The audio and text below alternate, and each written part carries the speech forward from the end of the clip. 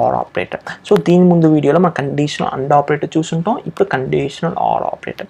So conditional or operator అంటే ఏంటంటే, మనం సపోజ్ ఎలక్ట్రికల్ సబ్జెక్ట్ చదువు ఉంటే మనకు తెలిసి ఉంటుంది. కండిషనల్ ఆర్ ఆపరేటర్ అక్కడే మనం యూజ్ చేస్తుంటాం. ఆర్ గేట్ యూజ్ చేస్తుంటాం. ఆర్ గేట్ అంటే ఏంది, ఎనీ వన్ ఇన్పుట్ వచ్చేసి వస్తుంటే కూడా ఫైనల్ అవుట్పుట్ వచ్చేసి అలో అవుద్ది. విచ్ మీన్స్ మల్టిపుల్ లైన్స్లో కరెంట్ వస్తుంటుంది. ఏదో ఒక లైన్లో కరెంట్ వస్తే కూడా ఫైనల్ మనకి అవుట్పుట్ వస్తుంది. అదేలాగా కండిషనల్ ఆర్ ఆపరేటర్ వచ్చేసి మన జావాలో ఎలా యూజ్ చేస్తామంటే, మల్టిపుల్ కండిషన్స్ ఉన్నాయి. మల్టిపుల్ కండిషన్స్లో ఏదైనా ఒక కండిషన్ ట్రూ ఉంటే కూడా ఫైనల్ అవుట్పుట్ వచ్చేసి ట్రూ అవుద్ది. సో మనం ఏం వేస్తామంటే 3 యూస్ కేసెస్ ఎడుతున్నాం ఎప్పుడులాగే. A equal to C, or, B equal to D. ఇది first use case. Second use case ఏంటంటే A equal to B or C equal to D. This is second use case. Third use case in the A equal to C or B equal to C. So B equal to C. So first use case output ఏందని మనం predict చేస్తాం. First A అంతా 10, C అంతా 10. So second ఏంది B 20, D అంతా 20. So true 10 equal to 10 true, or 20 equal to 20 true. So రెండు condition మీద true. So final output ఏమొస్తుంది, ట్రూ.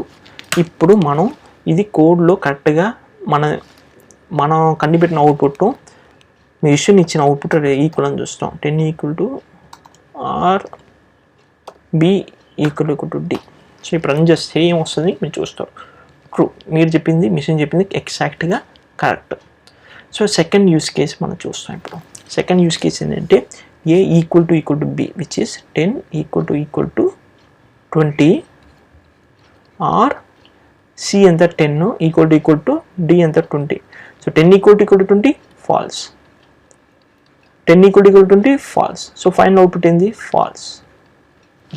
సో మనం ఇప్పుడు మళ్ళీ ఎవాల్యుయేట్ చేస్తాం.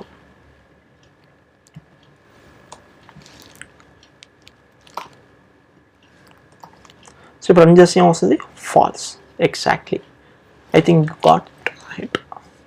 సో ఇప్పుడు థర్డ్ కేస్ ఏంటంటే ఏ వచ్చేసి 10, సి ఎంత 10, బి ఎంత 20, సి ఎంత 10. So first condition true, second condition false. So final output ఏమొస్తుంది మీరు దాన్ని గెస్ చేయాలా. సో ఫైనల్ అవుట్పుట్ ఏంది,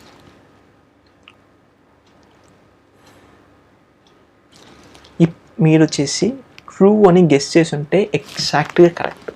అదే ఫాల్స్ అని ఉంటే సారీ రాంగ్. ఎందుకంటే కండిషనల్ ఆర్ ఆపరేటర్ పొరతవరకు ఏంటంటే మల్టిపుల్ కండిషన్స్లో ఏదైనా ఒక కండిషన్ ట్రూ ఉన్నా కూడా ట్రూ రిటర్న్ అవుతుంది. సో మన కేసులో first condition true, second condition false.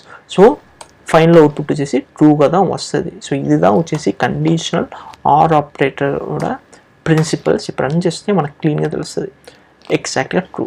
So thanks for watching.